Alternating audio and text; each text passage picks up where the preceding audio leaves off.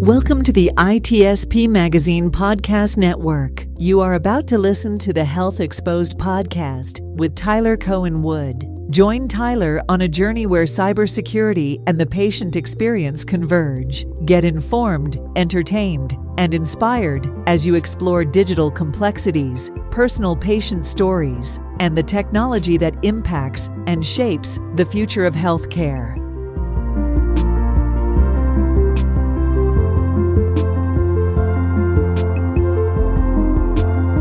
Hello, everybody. This is Marco Ciappelli. Welcome to another episode of Audio Signals Podcast. As I said lately, I've repositioned the antenna. So you used to be something about anything that would spark my curiosity, but I decided to focus on stories and storytellers, why they tell their story, and what is the story behind the story. So there's a lot of story there. And if you know me, you know I like stories. Today, I'm really excited because there's been a story in the making for a long time. The podcast we have discussed for a very long time with my friend Tyler Cohen Wood, which is here with me. If you're watching the video, she's waving. If you're listening, and I always do this joke, I'm not lying. She's right here. You're going to hear her voice. So I'm going to welcome Tyler to the show. Welcome to the show. Thank you so much for having me. I'm really excited to be here, and I'm really excited, to get this podcast started. I am really excited, and I am going to pretend that I don't know you. Okay. The truth is that I do know you. We've talked many times, again, about this specific podcast that you are about to launch, but we'll talk about other things. I mean, I can say we know each other pretty well, but when I have a guest, I just want to think in the way that the audience would think and ask the question that the audience will want to ask. So I'll pretend I don't know you. So, okay. You know what we're going to do? We're going to start with a nice question that it's not philosophical, but who is Tyler? Well, I'm a lot of things. I'm an inventor, a cybersecurity expert. I've been doing a lot of work with AI. I worked for the Defense Intelligence Agency as a deputy cyber chief. Most of my background is DoD government work and cybersecurity. But I'm also a patient of many rare diseases. And it may seem as if these two aren't entirely connected, but they're very connected, especially with AI taking over a lot of these things that we're seeing it everywhere, every day. And, this is a good opportunity to really talk about the patient experience, but also bring in my cybersecurity and, technical background. And I think that's really fascinating because when I talk, and I talk a lot with infosecurity people, I always say there is something in the brain of people that choose cybersecurity as their career, which often is curiosity, a little bit of a hacking mentality, why things work in a certain way. What can I do to make it better? Yeah. And so I agree with you. I can definitely see the connection with that. And of course, you're also, as you said, bringing in something that you've gone through. And and I think that the goal here is to share your stories so others can learn from it. So tell me a little bit more about the idea of this podcast. Oh, by the way, this will be the first episode of your podcast. It will. Well. I know. So no pressure on me. I mean, so the title of the podcast is going to be Health Exposed, and bridging the gap between health tech and the patient experience. And I'm going to talk about my stories as someone who has a nasty collection of rare diseases and the things that I've learned along the way. But, I will tell you, Marco, I have a lot of rare diseases, and there aren't many treatments for some of them, and there are definitely not cures for some of them. And, for the longest time, I just sort of accepted that was the case. But because of emerging tech and because of AI, I actually do not believe that anymore. I believe that we will start finding cures and better treatments for not only rare diseases, but really every single disease, including long COVID and COVID. And that's definitely good news and a lot of optimism. Yes. And I'm there with you. A lot of people talk about technology, especially in the news, because let's face it, what really sells the news, unfortunately, is the bad news. And I Right, wish, right, exactly. right? So technology often, I had a podcast about this not too long ago, on how since the 80s, the technology has become more and more of a target of, again, bad news. And Yes. AI is one of that, but let's face it, it's giving hope to a lot of people. It sure it is. It is. And we've got to talk about COVID too, because I had a bunch of pre-existing conditions already. I have rare diseases, which we'll talk about on later episodes in the show. But when I got COVID in 2022, it turned into long COVID, and it really exacerbated all of the conditions that I already had.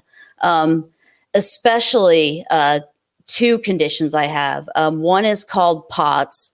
It's a dysautonomia disease where if you think about your autonomic nervous system, it controls things like heart rate, digestion, breathing, the things that you don't think about. It just does it for you. Mine doesn't work right. And that's really what POTS is. It's having to be on medications to really regulate the heart rate and the blood pressure. And it's a pretty difficult and tough disease. But when I got COVID, it got way, way worse than it ever had been. And I guess I'll say I was lucky that I was already so sick and was already seeing many specialists at Johns Hopkins. So I was able to get into their long COVID clinic. And, I went through speech therapy. I went through a lot of different things, some trial medications. And, I'm doing a lot better now, because of that. But, I just think that it's interesting that before COVID, POTS was pretty rare. I mean, not many, there weren't a ton of specialists really working on it. A lot of doctors had never even seen it. But now, post-COVID, you have hospital systems all over the country that now have these POTS clinics. And they have like 3-year waiting lists to get in. So, really talking about these diseases so that people can actually recognize that maybe this is something that they have. I'm not a doctor. I will never pretend to be a doctor. My information is just based on being a patient, but also being very analytical in viewing different types of my conditions and doing the research on them. Let's talk about that, because here's my observation. Sometimes I talk to people, they go to the doctor and they said, well, the doctor told me I have this, and these are the medicine that I need to take. This is the cure I need to do, and end of the story. They move on with their life. They trust the doctor. But that's okay, because I trust my doctors too. The point is, they don't want to know more than what the result of the analysis is, or what I'm saying is they don't dig deep into trying to understand. And your brain works different. You're a cybersecurity person. You're a hacker the real truth meaning of the word, not the cyber criminal, of course. Yeah. But I'm sure you want to know more, especially because it's about your life, and especially when somebody tells you, well, this is not curable. You're like, wait a minute. A lot of diseases were not curable before, and then they are. So what am I going to sit here and take that? So tell me more about taking the role of understanding more to, I don't know, cooperate with the doctors, look at the record. That's really important because there is, and we are going to do a show on this, there is sort of a discrepancy between doctor language and patient language, and we need to kind of bring those together. And, my story in some ways is like a lot of other people's stories. When you have rare diseases where something's wrong, you go to multiple doctors and they've never even seen it before. And they either would say in the beginning, I don't know what this is, or you go see this doctor. But it was really, really difficult to get a diagnosis, and eventually, to get the multiple diagnoses. And I started researching. I started learning everything that I could about the disease categories that I thought that I was in. And I also started reviewing the records in a very different way. Because, for example, from 2018, to today, when I get a blood test called a CBC, my sodium was always either the bottom number of the reference range, or on occasion it would be low. But a doctor is just seeing one record in time. They're not seeing the entire timeline and history of that particular test. And that's where AI comes in, is AI can do that, because, that was an indication that there was something wrong. But if the doctor, again, is looking at one test in time, they're not going to notice that this is something that actually is a problem. So it was really difficult. And, I wish that I could say that from 2018, from when I first got sick to today, that, I fought and I kept advocating for myself. And I did do a lot of that. But, there was a point in 2019 where I had a doctor say to me, you should just give up because you're never going to find out what it is. And I wish that I had said to her, would you give up if it was you? But I didn't. And I moved into things like Tai Chi and sort of alternate therapies, and it helped, but I was getting sicker. And it really wasn't until early 2020 that I started actually getting diagnoses. And for one of the diseases in particular, I actually diagnosed it myself by taking, and you must understand, I had gone through all of my records, everything, all the time, looking for what this could be. And, I decided one day to kind of do things a little bit differently, like how you would do a cyber forensic case. And you want to look at things that are not necessarily glaring. So things that were kind of noticed in the background on a lot of the CT scans, and looking at it in a very, very different way. And, came up with a particular disease, was tested for it. And I actually do have that disease amongst some others. But it was that kind of sort of mentality that I had to switch to, going back to, I'm a cyber investigator. I'm trying to figure out what happened here. And it worked. I'm glad it did. And yeah. I'm glad that you decided to share this experience. I'm sure, and it takes time. I think that it become your job, I think, for a certain period of time when you're diagnosed with something that it's life-changing. Somehow I had that kind of experience, not like yours, but I know what it means. But yeah, to hear someone that says, yeah, you should just give up, I'll be like, what the fuck? Sorry for the French, but no. I had at first, I dealt with the silo where, the GI doctor isn't going to talk to the endocrinologist. And, you just feel like you're in this, you're just being shuffled from silo to silo to specialty. And I went from them no doctor being able to tell what I had to finally getting diagnoses in. And then doctors saying, I'm sorry, but you're too sick for what we can do here. And, that's kind of a scary thing to hear. Yeah. And it took me a long time to really get to, a teaching hospital that, I'm still at. And, I believe that, a lot of it's hard to get there because, I remember I would hear terms like diagnosis hopping, which is just awful because your body and if you're sick and if something's wrong with it. And to have someone tell you that there's nothing wrong or they don't know what it is. Actually, no one ever said there was nothing wrong. They just said they didn't know what it was, that it probably wasn't a big deal.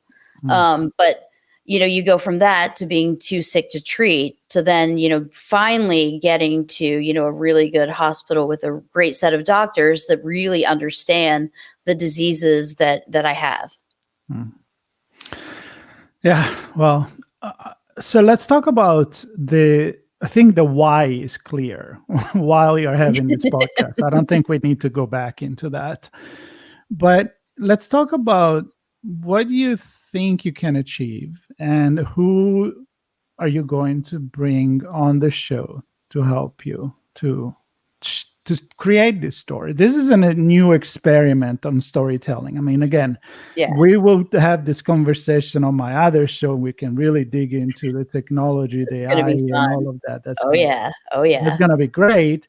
But in this case, I want to kind of dig into the back of our mind and say, yep, this is what I want people to get from my story. It's not just sharing this, but it's going, I'm assuming, to take actions. Yes. This isn't going to be a show where we just talk about the problems, but don't offer solutions.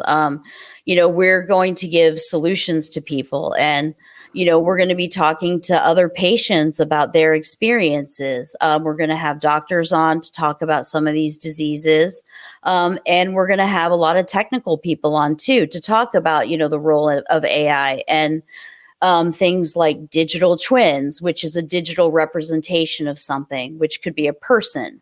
We're going to talk about the emerging tech and the current tech and the state of how things are.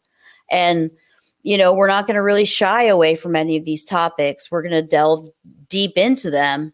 And, really the hope is that it helps empower, inspire, and help people that are going through these patient experiences, but also helping to give healthcare providers and really the healthcare industry the tools that they need to be able to see solutions to problems as opposed to just problems. Because I believe that there is no problem that does not have a solution. The solution might be weird, but there's always a solution. And again, I'm really excited about all of the new technology that is coming up in healthcare because, again, I'll say it. I didn't believe that there was really much hope before, but I do now. I believe that very much. And, this show is going to be a lot about hope. And it's going to be a lot about learning about some of these technologies that may be able to help some patients that are out there listening. I love that. Is there any technology nowadays that, I don't want to put you in a corner here, but that you really, and again, you follow the news in AI like I do, mostly generative more than in the healthcare. But is there any technology that you think, wow, this is really a game changer for or it could be? There's a lot. There really is a lot. I mean, there's companies now that are doing, they're using AI to go through images. And I'll tell you why that's important. One of the hospital systems that I went to in the early days when we still didn't have a diagnosis at all was the Cleveland Clinic.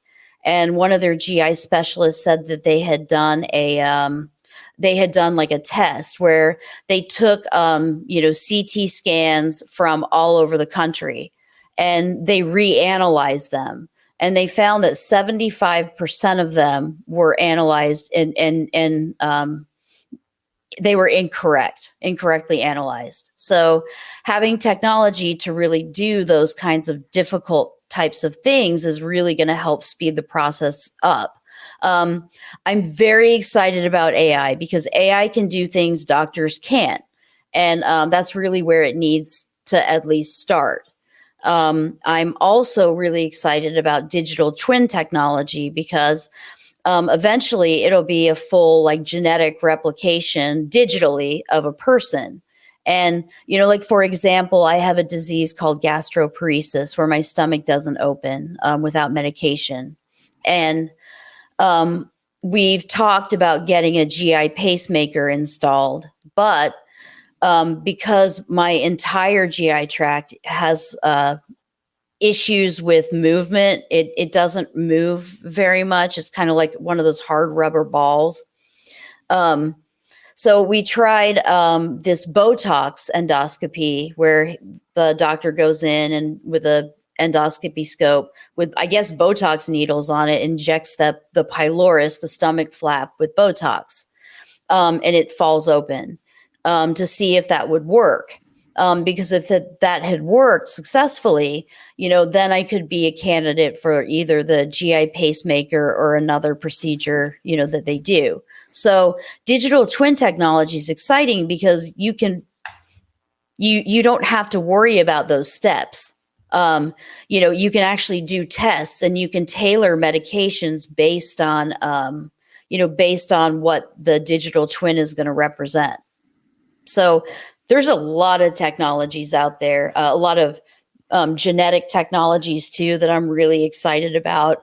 Collaborative AI is also something that I'm really, really excited about. I believe explain what is collaborative AI? So collaborative AI is, maybe you have pharmaceutical A and pharmaceutical company B, and they're collaborating, on a medication or a vaccine or something along those lines. And they're working together, utilizing AI to try to come up with solutions. Because, when you do have AI, you have more of a desire, I think, to really collaborate with other specialists, other hospital systems, other research. And I really believe that that's how the future is going to be. I do believe healthcare will be globalized. I believe that AI will take a big part of that.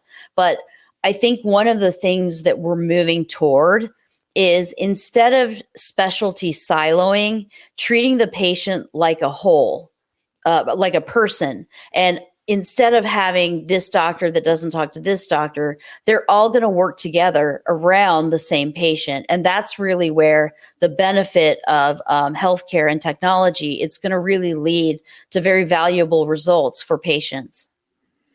If we're in storytelling, but I definitely lie when I said we were not going to talk about technology, because how can we not? So right now I want to talk about digital twins, maybe explain what it is. But I think that's relatively clear because you explain it. But the same thing you can do in urbanistic. You can have a digital twin of a building where you try different things, different material, different eco-friendly solution before you even start building it, or before, just to give a better idea of that. But what I want to go here is, if I had to go back in storytelling, if I have to write a sci-fi book right now where my idea is not a dystopia but a utopia, I would think about not the AI that brings the end of the world, or the telnet and all of that, but actually that where we can put together all the knowledge of the world in a nice AI blender that you feed all this data, because that's the power of AI. It's really no more than that, and analyze it where we all collaborate. It's not that, one company, one pharmaceutical company in this case, is trying to not disclose their formula because they want to make money out of that. But where in this utopia, the final goal, which I believe it should be no matter what, is the well-being of humanity. So, you have a good idea, bring it in. And then there's another good idea and we can get to the solution. And I think we have seen that with the COVID vaccine. I mean, tell me if I'm wrong, but the idea of a collaborative work on that, I think that's a good example, right? Yeah, that is a great example. And actually that was the example I was thinking about in my head. So This applies to more common diseases as well, right? I right. mean, you have, unfortunately, the extreme experience of the rare disease, but Right. this is knowledge that I think that people, for everyday things that can happen to their health, even Oh yeah, dieting or finding a better medicine, maybe it has less side effect than exactly. another. So this show that you're about to launch, and that you would have been launched already when the people hear this conversation, who is it for? Who do you want to shake and move and tell this story to? Is just the patients? Is the doctor community? It's everybody. It's patients, it's caregivers, it's future patients, it's the entire healthcare industry. It's also the technical industry as well, because you know, they're the ones that are really propagating the technology. So it's really a show for pretty much everybody.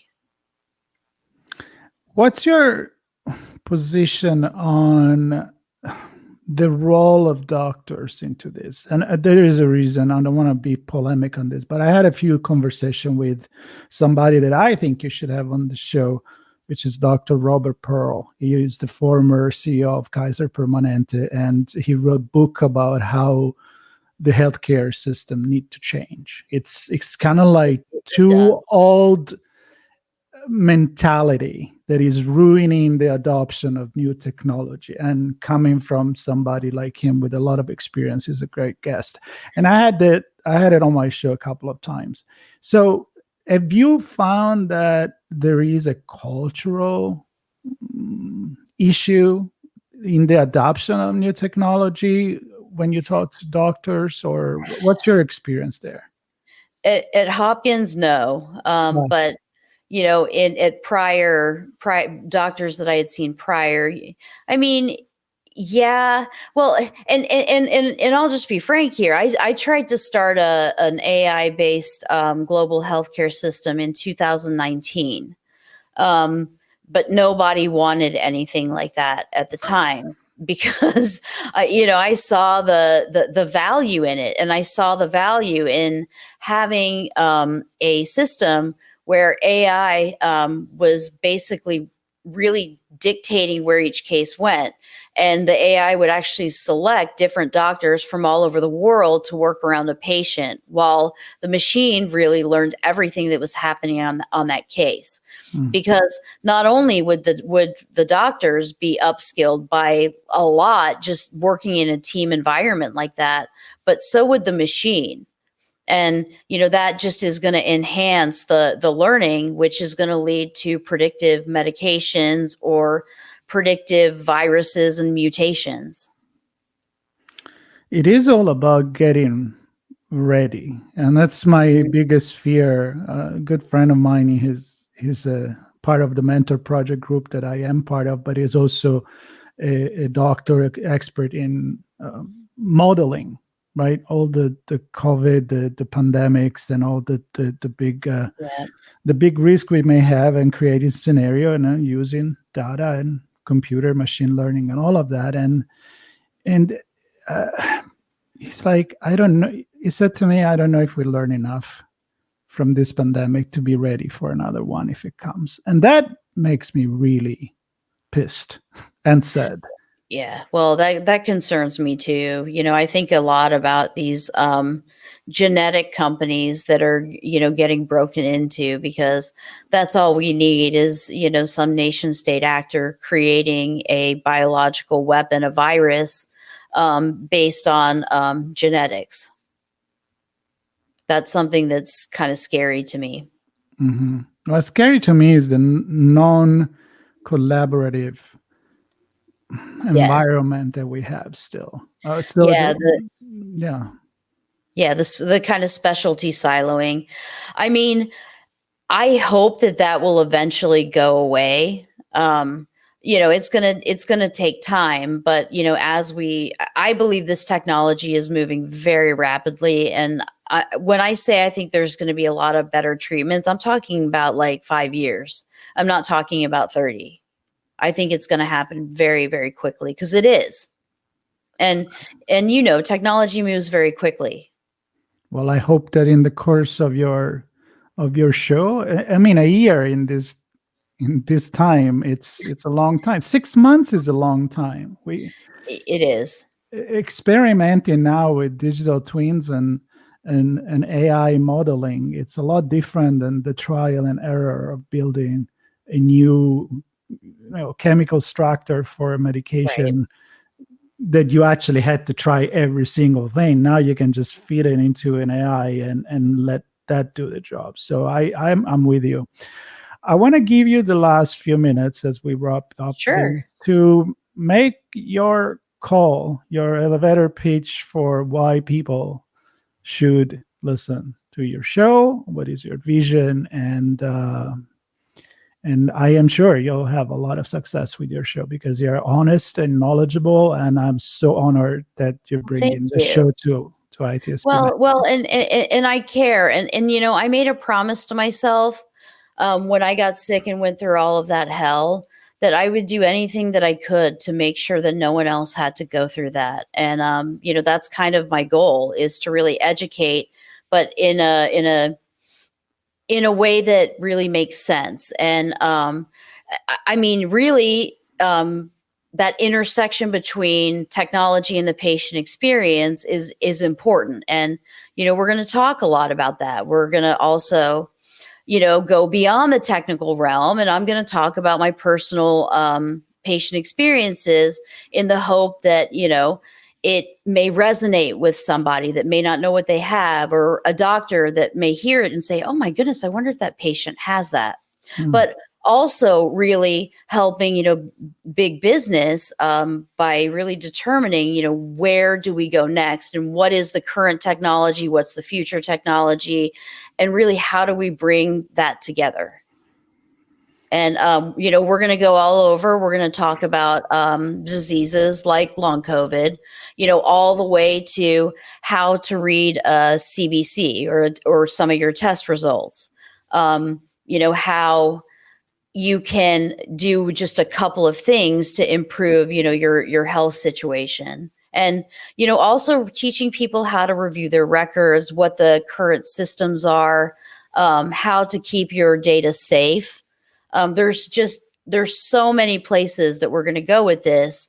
And it really is, that intersection between health tech and that patient experience. And I'm very excited about this. And I've wanted to do this show, as you know, for a very long time. But I was kind of afraid of really outing myself as being sick.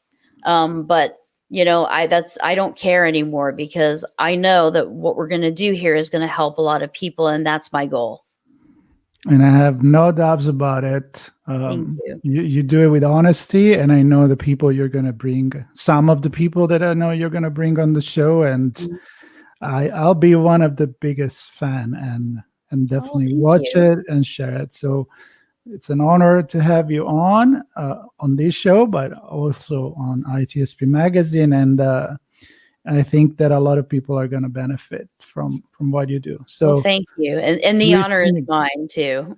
Wishing you good luck with that. And again, by the time people will listen to this, the channel will be up. You can subscribe, and you should be up to date, because every episode, I think it will be a treat and something that everybody, as you said, could get a little nugget and find it useful.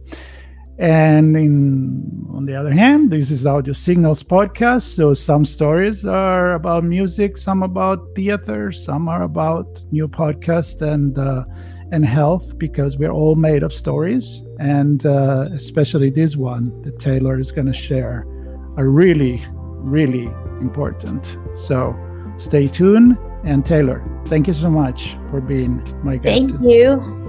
Bye, everybody. Stay tuned. Bye.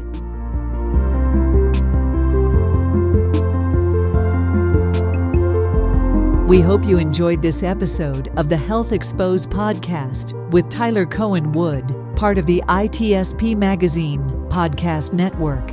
If you learned something new and this conversation made you think, then add this show to your favorite podcast player, subscribe to the ITSP Magazine YouTube channel, and share the ITSP Magazine Podcast Network with your friends, family, and colleagues. If you represent a company and wish to connect your brand to our conversations and our audience, visit ITSPmagazine.com to learn how to sponsor one or more of our podcast channels. We hope you will come back for more stories and follow us on our journey.